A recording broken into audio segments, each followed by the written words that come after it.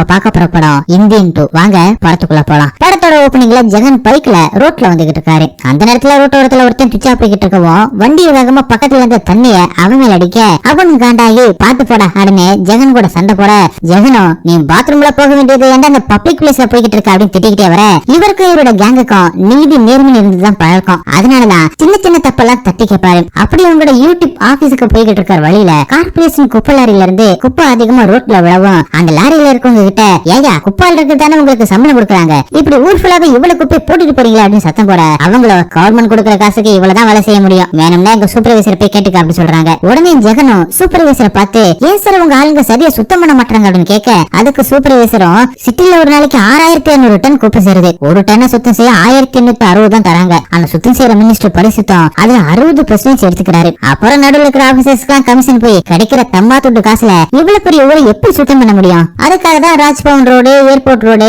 Minister இருக்கிற அந்த வீட்டுல இருக்கிற அந்த ஏரியாலாம் சுத்தம் பண்ணி சிட்டியே சுத்தமா இருக்கிற மாதிரி காட்டிப்பா அப்படின்னு சொல்றாரு. இந்த இன்ஃபர்மேஷன் எல்லாத்தையுமே கலெக்ட் பண்ணி எடுத்துட்டு வந்து அவரோட ஃப்ரெண்ட்ஸ் கிட்ட சொல்றாரு. அந்த குரூப்ல தான் சித்தார்த் இருக்காரு. இவர் பேரு சித்தாரா அரவிந்தன், நாம இவரை சித்தா அப்படின்னு வச்சுக்கலாம். அப்புறம் பிரியா, ரிஷிலாம் இருக்காங்க. இவங்க எல்லாருமே சேர்ந்து பார்க்கிங் டாக் அப்படிங்கிற ஒரு யூடியூப் சேனல் வச்சு நடத்தி வர்றாங்க. அதுல நாட்டுல நடக்கிற அநீதிக்கு எதிராக குரல் கொடுக்கிற மாதிரி வீடியோ போடுவாங்க. இப்ப ஜெகன் கலெக்ட் பண்ணிட்டு வந்த மினிஸ்டர் பரிசுத்தம் பண்ற அந்த வேலைக்கு எதிராக ஒரு காமன் மேன் கேள்வி கேட்கிற மாதிரி நடிச்சு வீடியோவை அப்லோட் பண்றாங்க. இவங்க வீடியோவை பாக்குறதுக்குன்னே சில மக்கள் கூட்டம் இருக்கு. அங்கே கட் பண்ணி அடுத்த நாள் பிரியாவோட வீட்டை காட்டுறாங்க. இவங்களோட அம்மா தான் சப் ரெஜிஸ்டரா இருக்காங்க. இவங்களோட அப்பா தான் தம்பி ராமையா. அவங்களும் காலை நேரத்துல கண்டென்ட் ரெடி பண்ணிக்கிட்டு இருக்கும்போது பக்கத்து வீட்டு பையன் பவன் 2 பேக் நிறைய எதையே தூக்கிட்டு அவன் வீட்டோட காம்பவுண்ட எதிரி குதிச்சு தூக்கிட்டு போக ட்ரை பண்ணிக்கிட்டு இருக்கான். இதை பார்த்த பிரியாவும் அவனை நிறுத்தி என்னன்னு கேக்குறாங்க. அப்பதான் அவனும் எங்க வீட்டுல ரெய்டு வந்துட்டாங்க, அதான் அப்பா இதை எடுத்துட்டு போக சொன்னாருன்னு சொல்லி ஆட்டோல ஏறி போறான். பிரியாவும் பக்கத்து வீட்டுல என்ன நடக்குது அப்படின்னு பாக்க வராங்க. பக்கத்து வீட்டுக்காரரு கிருஷ்ணா மோகன் ஹெல்த் டிபார்ட்மெண்ட்ல செக்ரட்டரியா இருக்காரு.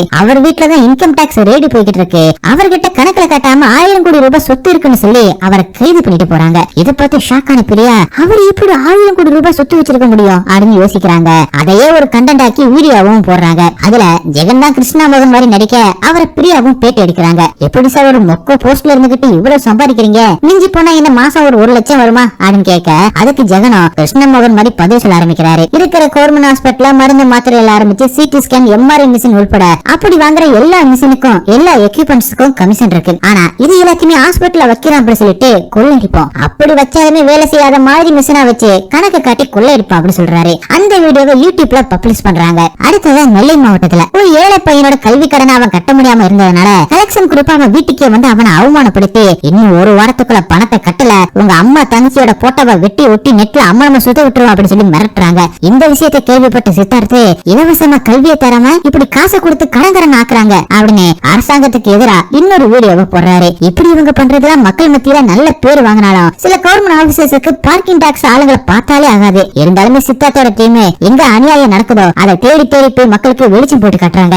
அப்படி ஒரு நாள் சித்தாவும் ரைட் டு எஜுகேஷன் பத்தி தெரிஞ்சுக்க டிபி ஆபீஸ் வரும்போது சுனிதான்னு ஒரு பொண்ணு மாடியில இருந்து கீழே விழுந்து தலையில அடிபட்டு மயங்கி போகுது. அதை பார்த்து பதறி போய் ஓடி வந்து ஆம்புலன்ஸுக்கு கால் பண்றாரு சித்தா. அந்த நேரத்துல சுனிதாவோட தம்பிக்காரன் ஓடி வந்து அக்காவை மடியில தூக்கி வச்சு அழுதுகிட்டு இருக்கான். அப்ப போலீஸ் அங்கே வந்து டீச்சர் போஸ்டிங்காக போலீஸ் சர்டிபிகேட் கொடுத்து மாட்டிக்கிச்சு. இந்த பொண்ணு உண்மை தெரிஞ்சு நாங்க அரெஸ்ட் பண்ண வந்த நேரத்துல மாடியில இருந்து குளிச்சு தற்கொலை பண்ணிக்கிச்சு அப்படின்னு சொல்றாங்க. அதை கேட்ட தம்பிக்காரனும் சித்தா கிட்ட சார் இவங்க போய் சொல்றாங்க சார், டீச்சர் வேலைக்கு 8 லட்சம் ரூபாய் லஞ்சம் கட்டாங்க சார், நாங்க போலீஸ்ல கம்ப்ளைண்ட் பண்ணோம், அந்த கோத்துல தான் சார் போய் சர்டிபிகேட் சொல்லி எங்களை மாட்டி விட பார்த்தாங்க, அவமானம் தாங்க முடியாம அக்கா மாடியில இருந்து குதிச்சிட்டா சார், லஞ்சம் கேட்ட வினோத்தை அரெஸ்ட் பண்ணுங்க சார் அப்படின்னு கத்தி கதறான். அந்த நேரத்துல ஆம்புலன்ஸ் வரவும் சுனிதாவை அதுல ஏத்திக்கிட்டு தம்பியுமே போக இதனால காண்டான சித்தா போலீஸ் கிட்ட வினோத்தை அரெஸ்ட் பண்ணுங்க அப்படின்னு சொல்ல போலீஸும் எனக்கு எந்த ஒரு சாட்சியும் இல்ல, அந்த சின்ன பையன் சொல்றதை வச்சு யாரையுமே கைது பண்ண முடியாது, வேணும்னா ஹாஸ்பிட்டல் போன சுனிதா வந்து சொல்லட்டும் அப்படின்னு சொல்லிட்டு போறாரு. இந்த கண்டென்ட் வீடியோவை மேக் பண்ணி அந்த வினோத் பணம் இருக்கிறனால தப்பிச்சிட்டான் அப்படின்னு சொல்லி அதை ரெடி பண்ணி பப்ளிஷ் பண்றாங்க. அந்த வீடியோவும் வைரல் ஆகுது. வியூஸும் அதிகமா போறதுனால அவங்களுமே சந்தோஷப்பட, ஆனா அதே நேரத்துல ஹாஸ்பிட்டல் போன சுனிதா செத்து போயிடா. உடனே சித்தாவோட டீம் ஹாஸ்பிட்டலுக்கு கிளம்பி போய் சுனிதாவோட அப்பா அம்மா கிட்ட சுனிதாவோட உடம்ப வாங்குவீங்க, இது தற்கொலை இல்ல கொலை அப்படி சொல்லி சுனிதாவோட உடம்ப தூக்கிட்டு வந்து நடு ரோட்ல வச்சு போராட்டம் பண்ண ஆரம்பிக்கிறாங்க. அங்கிருந்த மக்களுமே போராட்டத்துல கலந்துக்கிறாங்க. இதனால போலீஸ் சித்தாவோட டீம் பப்ளிக் நியூசன்ஸ் பண்றாங்க அப்படின்னு சொல்லிட்டு அந்த கேஸ்ல பிடிச்சி ஜெயில போடுறாங்க. அப்பதான் சித்தாவோட லவர் பிரீத்தி ஸ்டேஷனுக்கு வந்து சித்தாவோட டீம் பெயில் எடுக்கிறாங்க. பிரீத்தியோட அப்பா பிசினஸ் மேன், அதனாலதான் போலீஸும் சித்தாவோட டீம் பெயில வெளியில வர்றாங்க. வெளியில வந்ததும் பிரீத்தியும் சித்தா கிட்ட எல்லாம் திரும்பிட மாட்டியா, இது எத்தனாவது தடவை அப்படின்னு சண்டை போட சித்தாவும் நான் ஒண்ணு பெயில் எடுக்க சொல்லி அப்படின்னு மறைக்க, நான் மட்டும் வெளியில எடுக்கல அப்படின்னா இருக்கிற திருட்டு வழிப்பறி கேஸ் எல்லாத்தையுமே ஓமையில போட்டு உள்ள தள்ளிடுவாங்க. H1B விசாவில ப்ராப்ளம் வரும். நம்ம அமெரிக்கா போறது செட்டில் ஆகுறது அப்படின்னு எல்லாமே நாசமா போயிடும் அப்படின்னு சொல்ல அதுக்கு சித்தாவும் நான் அமெரிக்கா வரல, ஒரு பொண்ணு செத்து இருக்கா அதை பார்த்துட்டு சும்மா இருக்க சொல்றியா, அவங்க எல்லாருக்குமே தண்டனை வாங்கி தருவேன் அப்படின்னு சொல்ல கடுப்பான பேட்டியும் உங்களால ஒண்ணுமே பண்ண முடியாது, மிஸ்டர் பரிசுத்தத்தை ட்ரோல் பண்ணி வீடியோ போட்டீங்கல்ல அந்த வீடியோவை தூக்க சொல்லி ஜெகனோட மாமாவை மிரட்ட ஆரம்பிச்சிட்டாங்க. அப்புறம் அந்த கல்வி கடனுக்கு எதிர வீடியோ போட்டீங்கல்ல அவன் என் சாவுக்கு அந்த கலெக்ஷன் ஏஜென்சி தான் காரணம் அப்படி சொல்லி ட்ரெயின்ல விழுந்து தற்கொலை பண்ணிக்கிட்டான்னு சொல்ல அதுக்கு சித்தாவும் அப்ப இது எல்லாத்தையுமே பார்த்துட்டு மூடிட்டு போக சொல்றேன் அப்படின்னு கேட்க பிரீத்தியும் வேற வழி இல்ல, 1 lakh சப்ஸ்கிரைபர்ஸ் மில்லியன் வியூஸ் ஷேர்ஸ்னு இது எல்லாத்தையுமே தாண்டி நீங்க நினைக்கிறது எதுவுமே நடக்காதுன்னு சொல்ல அதுக்கு சித்தாவும் கண்டிப்பா நடக்கும், இது ஜனநாயக நாடு, நம்ம கிட்ட ஓட்டுன்னு ஒரு ஆயுதம் இருக்குன்னு சொல்ல அதை வச்சுக்கிட்டு நம்மளால என்ன பண்ண முடிஞ்சிச்சு, இருக்கிற 4 கட்சியில ஒண்ணு இவங்க இல்லன்னா அவங்க, புதுசா ஒன்ன கூட வர விட மாட்டாங்க, இது ஒரு சுழல், அதுலதான் நம்ம மாட்டி இருக்கோம், இதுதான் ரியாலிட்டி புரிஞ்சுக்கோங்க அப்படின்னு சொல்லிட்டு போறாங்க. சித்தாவும் எதுவுமே சொல்ல முடியாம அமைதியா இருக்காரு. அப்படி இன்னைக்கு நேற்று சித்தாவும் தோட கேங் கிட்ட பிரீத்தி சொன்னதெல்லாம் சரிதான், நம்மளால எதுவுமே பண்ண முடியாது, ஆனா இவங்க எல்லாருக்கும் தப்பு பொண்ண தட்டி கேட்க ஒருத்தன் வருவான்னு பயம் வரணும் அப்படின்னு கோவப்பட பிரியாவும் அப்படி யாரு இருக்காங்க அப்படின்னு கேட்க ஒருத்தர் இருந்தாரு, அவர்தான் இந்தியன் தாத்தான்னு சொல்ல ஜெகனோ அவர் அப்பவே தாத்தா இப்ப உயிரோட இருப்பாரானே தெரியலன்னு சொல்ல அதுக்கு சித்தாவும் கண்டிப்பா அவர் உயிரோட இருப்பாரு, என் இன்ட்யூஷன் சொல்லுது அவர் எங்கேயும் உயிரோட இருப்பாருன்னு சொல்றாரு. இது கேட்ட பிரியாவும் இதெல்லாம் நடக்கிற காரியமா, அவரை தேடி கண்டுபிடிக்க முடியாதுன்னு சொல்ல சித்தாவும் முடியலான்னு பரவாயில்ல தேடி பாப்போமே அப்படி சொல்லிட்டு சோசியல் மீடியாவில கம்பேக் இந்தியன் சொல்லி நாட்டுல நடக்கிற அவலங்களை போட்டோ எடுத்து டேக் பண்றாரு. நாட்டுல ஊழலால பாதிக்கப்பட்ட எல்லாருமே இந்த போஸ்ட் டேக் பண்ணி வைரல் ஆக்குறாங்க. அடுத்த ஹீரோட வீட்டுல அவங்க கேங்க செட்டில் வாழ்ந்துகிட்டு இருக்காங்க. அங்கேதான் அவரோட அப்பா சமுத்திரக்கனி உட்கார்ந்து பேப்பர் படிச்சுக்கிட்டு இருக்காரு. அவர் விஜிலன்ஸ்ல ஒர்க் பண்ணிக்கிட்டு இருக்காரு. அப்பதான் பிரியாவும் ஏன் சித்தாவுக்கு சித்தாரா அரவிந்த்னு பேர் வச்சீங்க அப்படின்னு கேட்க அதுக்கு சமுத்திரக்கனியும் என் பையன் பிறந்து 3 வயசு வரைக்கும் பேச்சே வரல, அதனால அவங்க அம்மா சித்தாரா ஏறாத கோவில் இல்ல, கடைசியில திருப்பதி கோவில் படிக்கட்டுல முட்டி போட்டு வரேன் அப்படின்னு வேண்டிக்கிட்டாங்க. 3550 படிக்கட்டு அம்மா கஷ்டப்பட்டு ஏறி வந்ததால சித்தாரா அவங்க அம்மாவோட பேரை கூட வச்சுக்கிட்டான்னு சொல்றாரு. அப்பதான் சித்தாவுக்கு நீலிஸ் அப்படிங்கிற ஒருத்தன் தைவான்ல இருக்கிற தைபேல இருந்து இந்தியன் இங்கதான் இருக்காருன்னு மெசேஜ் அனுப்புறான். அதை பார்த்துட்டு சந்தோஷப்பட்ட சித்தாவோட டீம் உடனே அவனுக்கு கால் பண்ணி நீங்க இந்தியன் தாத்தாவை பாத்தீங்களா, அவர் எப்படி இருக்காருன்னு கேட்க நீலிசும் இந்தியன் தாத்தா ரொம்பவே ஸ்டைலா இருக்காரு, 24 மணி நேரத்துக்குள்ள அவர் பத்தி அப்டேட் பண்றேன் அப்படின்னு சொல்லிட்டு போன கட் பண்றான். அதே நேரத்துல நடுக்கடல்ல இருக்கிற கப்பல்ல பொண்ணுங்களோட ஃபன் பண்ணலாம் அப்படின்னு அமித்தின் ஒரு பிசினஸ் மேன் வரா நிறைய பாதுகாப்போட. அவனும் சில பொண்ணுங்களை ஒரு ரூமுக்குள்ள கூட்டிட்டு போக அப்பதான் படத்தோட ஹீரோ இந்தியன் தாத்தா கப்பலுக்குள்ள வந்து பிசினஸ் மேனோட ஆளுங்களை எல்லாத்தையுமே அடிச்சு போட்டுட்டு அந்த பிசினஸ் மேன் மேல பதிவிரத்த வர்மமா போட அவனும் பொண்ணு மாதிரி நடக்கவும் பேசவும் ஆரம்பிக்கிறான். அது அந்த வர்மத்தோட எஃபெக்ட் போல. அந்த பிசினஸ் மேனோ நான் என்ன தப்பு பண்ணி என்ன கொலை பண்ண வந்திருக்கா அப்படின்னு கேட்க ஹீரோவும் நீ என்ன பண்ணல, அரசாங்கத்தோட மானியத்துல லோனை வாங்கி பிசினஸ் ஆரம்பிச்சு கொஞ்ச நாள் அது திவாலான மாதிரி காட்டி எல்லாத்தையும் சுருட்டிட்டு ஓடிடுற. உன்ன மாதிரி ஆளுங்க தான் பல கோடி ரூபாய்க்கு ஊழல் பண்ணிட்டு ஈஸியா தப்பிச்சு வெளிநாட்டுக்கு வந்துடுறீங்க. எங்க நாட்டுல எஜுகேஷன் லோனை வாங்கிக்கிட்டு அதை கட்ட முடியாம நொந்து செத்து போறாங்க. உன்ன மாதிரி ஆளுங்களை சுதந்திரமா சுத்தவே கூடாதுன்னு அவரோட இடுப்புல வச்சிருந்த கத்தி எடுத்து குத்தி கொலை பண்ணிட்டு அவன் வச்சிருந்த ஆமை மேல மக்களை விழுங்குற உனக்கு இந்த மண்ணுல எதுக்கு இடம்னு எழுதி வச்சுட்டு அதுல இந்தியமே எழுதி வச்சுட்டு போறாரு. அந்த தைப்பை போலீஸும் செத்து போன அந்த பிசினஸ் மேனோட ஆமையில எழுதி வச்சிருந்த அந்த கையெழுத்த போட்டோ எடுத்து எல்லா நாட்டுக்கும் அனுப்பி விசாரிக்க சொல்றாங்க. அப்பதான் சிபிஐல பிரமோத் அப்படிங்கிறவரு அதை பார்த்துட்டு இது இந்தியனோட கையெழுத்து, அவன் தமிழ்நாட்டை சேர்ந்த சேனாபதி ஃப்ரீடம் ஃபைட்டர், 1996 நாட்டை விட்டு தப்பிச்சு போனவரு, இந்தியாவில தேடப்படுற ஒரு குற்றவாளி, நம்ம சீக்கிரமா அவரை பிடிச்சாங்கன்னு அப்படி சொல்றாரு. அவருக்கு அசிஸ்டண்டா விவேக் இருக்காரு. இந்தியன் கவர்மெண்டும் ஹீரோவை கைது பண்ண பிரமோத் அனுப்புறாங்க. அப்படி எங்க நீலிசும் ஒரு வழியா ஹீரோ நடத்துற அந்த வர்மக்கலி ஸ்கூலுக்கு போயிட்டு ஹீரோவை பார்த்து நீங்க இந்தியாவுக்கு வரணும், நாடு உங்களை எதிர்பார்த்து காத்துக்கிட்டு இருக்குன்னு சொல்ல ஹீரோவும் லேப்டாப் ஆன் பண்ணி நான் இந்தியாவில நடக்கிறது எல்லாத்தையுமே பார்த்துட்டு தான் இருக்கேன், இந்த நேரத்துக்காக தான் நான் காத்துக்கிட்டு இருந்தேன், கண்டிப்பா வரேன்னு சொல்றாரு. அப்படியே ஹீரோவும் சித்தா போட்ட அந்த போஸ்ட்ல கம்மிங் சூன் ஒரு மெசேஜ் போடுறாரு. இதை பார்த்த சித்தாவும் அவரோட டீம் கிட்ட சொல்லி சந்தோஷப்படுறாரு. அடுத்ததா ஹீரோவும் அவரோட சைனீஸ் ஃப்ரெண்டோட பாஸ்போர்ட்டை கேட்டு வாங்கிக்கிட்டு அவரை மாதிரி கெட்டப்ப போட்டுக்கிட்டு இன்னொரு சுதந்திர போராட்டத்துக்கு போறேன் அப்படி சொல்லி கிளம்புறாரு. அப்படி எங்க ப்ரோமோத்தோ அவங்க அப்பாவான கிருஷ்ணமா சுவாமி கிட்ட நான் ஹீரோவை பிடிக்க போறேன் ஆசீர்வாதம் பண்ணுங்கன்னு சொல்றாரு. இந்த கிருஷ்ணமா சுவாமி தான் இந்தியன் ஒன்ல ஹீரோட கேஸை டீல் பண்ணிருப்பாரு. அவருமே ப்ரோமோத் கிட்ட பர்சனலா எனக்கும் ஹீரோக்கு எந்த ஒரு தகராறு இல்ல, ஆனா ப்ரொஃபஷனலா அவரை பிடிச்சதாகணும், என் சர்வீஸ் நான் முடிக்காம போன கேஸ் ஒண்ணுதான், அது அவர்தான், அதை நீ முடி அப்படி சொல்லிட்டு பிளஸ் பண்ணி அனுப்புறாரு. அப்படி அங்கே கட் பண்ணி இப்ப ஹீரோவும் சைனீஸ்காரன் கிட்டப்ல சென்னை ஏர்போர்ட்டுக்கு வரவும் அதை எப்படியோ கண்டுபிடிச்சு ப்ரோமோத்தும் ஏர்போர்ட்டுக்கு வந்து சிசிடிவி கேமரா எல்லாத்தையுமே வாட்ச் பண்றாரு. அப்பதான் ஹீரோ சைனீஸ் மாதிரி கட்டப்பு போட்டு வந்திருக்காரு அப்படிங்கறத தெரிஞ்சுக்கிட்டு துப்பாக்கி முனையில கைது பண்ணிடுறாரு. அங்கதான் கிருஷ்ணசுவாமி இருக்காரு. அவருமே ப்ரோமோத் கிட்ட எப்படி இவர்தான் சேனாபதி அப்படிங்கறத கண்டுபிடிச்சாருன்னு கேட்க பிளாஸ்டிக் மேக்கப் 10 மணி நேரத்துக்கு மேல தாங்காது, வேற வழிய முடியாம டைம் கிட்ட வீங்கி இருக்குன்னு சொல்ல அந்த நேரம் பார்த்து ஏர்போர்ட் கண்ணாடி விழுந்து ஆக்சிடென்ட் ஆக துப்பாக்கி ஹீரோ புடுங்கி கிருஷ்ணசாமி மேல வச்சு ஒரு அடி எடுத்து வச்சீங்க உங்க அப்பாவை சுட்டுட்டு அப்படி சொல்லி மிரட்டி கிருஷ்ணசாமி மூலமா அங்கிருந்து தப்பிச்சு பீச்சுக்கு வராரு. பீச்ல இருந்து போஸோட சிலைக்கு முன்னாடி ஒரு போட்டோவை எடுத்து எபில நான் 7 மணிக்கு லைவ்ல வரேன் அப்படின்னு போஸ்டர் போடுறாரு. அந்த போஸ்டர் பார்த்த எல்லாருமே தாத்தா வராரு அப்படின்னு இந்தியா ஃபுல்லாவே வைரல் பண்ணிட்டு வராங்க. ஹீரோ சொன்ன மாதிரி நைட்டு 7 மணிக்கு லைவ்ல வராரு. அத நாடே சோசியல் மீடியால வேலை பாக்குது. அப்ப ஹீரோ இந்த லைவ பாத்துக்கிட்டு இருக்காரு. நான் 40 வயசுக்கு கீழே இருக்கிறவங்க யார்கிட்டயுமே பேசல, நான் பேச நினைக்கிறது இளைஞர்கள் கிட்டதான். அவங்க மேலதான் கரப்படியாம இருக்கு. லஞ்சத்தை ஒழிச்சா நாடு நல்லாயிடும் அப்படின்னு அப்ப நினைச்சேன். ஆனா லஞ்சம் மட்டும் பிரச்சனை இல்ல, 5-10 லட்சத்துல இருந்து ஊழல் எல்லாமே இப்ப 1000 லட்சம் கூடின்னு வளர்ந்துருக்கு. எல்லாத்தையுமே காசாக்குற அரசியல்வாதிங்க, எல்லாத்திலுமே காசு பாக்குற அதிகாரிங்க, பேரும் பேசுற பிசினஸ்மேன், கொள்ளடிக்கிற கார்பரேட், கன்சூமர்ஸ பத்தி கவலைப்படாத வியாபாரிங்க, முக்கியமா சுயநலமான பொதுமக்கள் எவனாவது சட்டத்தை மதிக்கிறீங்களா அப்படின்னு சொல்லும் போது இத பிசினஸ்மேனான சூர்யாவும் பாக்குறாரு. அதே சமயத்தில் அரசியல்வாதிகள் உட்பட சிபிஐ பிரமோத்தும் ஹீரோ பேசுறத பார்த்துட்டு அவர் எங்க இருந்து பேசுறாரு அப்படிங்கறத கண்டுபிடிக்க ட்ரை பண்றாங்க. திரும்பவும் ஹீரோ லைவ்ல இந்த நாட்டுல வேலை இல்லாதவனை விட சரியான நேரத்துக்கு வேலை செய்யாதவன் தான் அதிகம். அவன் சைஸுக்கு எந்த அளவுக்கு ஊழல் பண்ண முடியுமோ அந்த மாதிரி ஊழல் பண்ணிட்டு இருக்காங்க. ஒவ்வொரு குடிமகனும் கழுத்து வர கரெக்டா இருக்கான். டாப் டு பாட்டம் கரெக்ட் பண்ணா மட்டும்தான் இந்த நாடு உருப்படும். தப்பு போன்றவன்லாம் வேற எங்கேயோ இல்ல, நம்ம வீட்டுக்குள்ளேயே தான் இருப்பாங்க. யாருக்கோ அப்பாவாவும் அம்மாவாவும் அக்காவாவும் அண்ணன் தங்கச்சியாவும் ஃப்ரெண்டாவும் இருப்பாங்க. வீட்டுக்கு ஒரு களை எடுக்க வேண்டிய காலம் இது. என் காலடியில வளர்ந்த கலையை நான் ஏற்கனவே எடுத்துட்டேன். அதுக்காக இந்த மாதிரி எல்லாருமே கத்தி எடுக்க சொல்லல. உங்க வீட்டுல யாராவது தப்பு பண்றாங்களான்னு பாருங்க, தப்ப தட்டி கேளுங்க, உலகத்துக்கு தெரியப்படுத்துங்க, ஆதாரத்தை திரட்டி தண்டனை வாங்கி கொடுங்க. அப்போதான் வீடு சுத்தமா மாறும். லஞ்சத்துல போட்ட சோற திங்காதீங்க, ஊழல்ல சேர்த்த சொத்து சுகத்தை அனுபவிக்காதீங்க, யாரையுமே எதுக்காகவும் மன்னிக்காதீங்க அப்படின்னு சொல்லிட்டு இதுக்கு முன்னாடி 1000 கோடி ஹெல்த் டிபார்ட்மெண்ட்ல ஊழல் பண்ண கிருஷ்ண மகனை கட்டி போட்டு வச்சிருக்காரு. அதை காமிச்சு இது இன்னொரு சுதந்திர போர், காந்தி வழியில நீங்க போராடுங்க, நீதாட்சி வழியில நான் போராடுறேன் அப்படி சொல்லிட்டு லைவ கட் பண்ணிட்டு ஹீரோ கிருஷ்ண மகனுக்கு அப்படி ஒரு வர்மத்தை போட்டு விட்டுட்டு போறாரு. பிரமோத்தா அந்த இடத்தை கண்டுபிடிச்சு அங்க வரதுக்குள்ள ஹீரோ இங்க இருந்து தப்பிச்சிடறாரு. அப்படி இங்க நாட்டு மக்களும் கத்தி எடுத்து நாட்டை திருச்சுவாருன்னு பார்த்தா துறப்பத்தை நம்ம கீழே கொடுக்கறாரு, இது அவர கதை இல்ல அப்படின்னு பேசிக்கிறாங்க. சித்தாவோட டீமும் இதை பத்தி தான் பேசிக்கிறாங்க.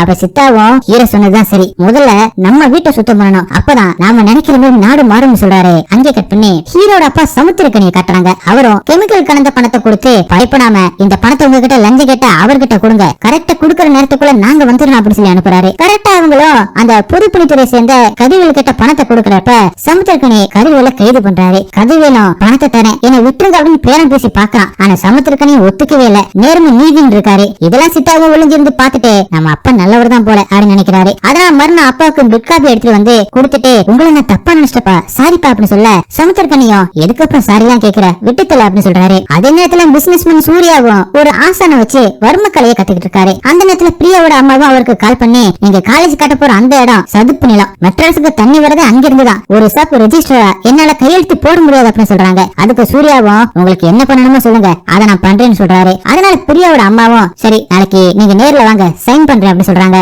அப்படியே எங்க ஜெகனா அவரோட மாமா மூர்த்தி கிட்ட எப்படி மாமா ஈ சர்வீஸ்ல மேனேஜரா வேலை பார்த்துக்கிட்டு அடிக்கடி பேங்காக்கு போற அப்படின்னு கேட்க வேலை செஞ்சு டயர்டா இருக்கு, அதான் போய் மசாஜ் பண்ணிட்டு வரேன் அப்படி சொல்றாரு. அப்ப நானும் போறேன், ஒரு 2 லட்சம் ரூபாய் கொடு அப்படின்னு கேட்க மூர்த்தியும் முடியாதுன்னு சொல்லிடுறாரு. அதுக்கு ஜெகனோ நீ தரலனா பேங்காக்ல எந்த மசாஜுக்கு போற அப்படிங்கறத நான் அக்கா கிட்ட சொல்லுவேன் அப்படின்னு மிரட்ட மூர்த்தியுமே பயந்து போயிட்டு காசை கொடுக்கறாரு. அடுத்தது விஷயம் அவனோட செத்தப்பா வச்சிருக்கிற அந்த மோட்டலுக்கு போயிட்டு ரொம்ப நாளா மோட்டலுக்கு ஆட் எடுக்கணும் அப்படின்னு சொல்லிட்டு இருப்பீங்கல்ல, இப்ப எடுக்கலான்னு வந்திருக்கேன், இப்பெல்லாம் ஓனர் தான் ஆட்லயே நடிக்கிறாங்க, அதனால நீங்களே நடிங்கன்னு சொல்லி உசி பேத்தி அந்த ஹோட்டல்ல நடக்கிற சுத்தமில்லாத சமையல், அங்க பஸ் ஓடிட்டு வர டிரைவர் கண்டக்டருக்கு மட்டும் நல்ல சமையல், மத்தவங்களுக்கு எல்லாம் சுகாதாரம் இல்லாத சாப்பாடு தந்து அதுக்கு அதிகமான காசு வாங்குறது எல்லாத்தையுமே வீடியோ எடுக்கிறாரு. அங்கே கட் பண்ணி குஜராத்ல மிகப்பெரிய கிரானைட் பிசினஸ்மேன் தர்சனோட பொண்ணோட கல்யாணத்தை காட்டுறாங்க. மாப்பிள்ளையோட அம்மாவும் வைர நெக்லஸ் கேட்க பொண்ணோட அம்மாவும் அதான் இடைக்கிட கோல்டு கொடுத்தாச்சுல அப்படின்னு பிரச்சனை பண்ண இதை கேட்ட பிசினஸ்மேனும் வைர நெக்லஸ் தானே இந்த இடத்துல வரேன் அப்படின்னு சொல்லிட்டு அவரோட சீக்ரெட் லாக்கர் ரூமுக்கு போறான். பின்னாடியே நம்ம ஹீரோவும் போறாரு. அந்த ரூம் ஃபுல்லாவே ஒரே தங்க கட்டிகள் இருக்கு, பத்தாவதுக்கு வெஸ்டர்ன் டாய்லெட் கூட கோல்டா இருக்கு.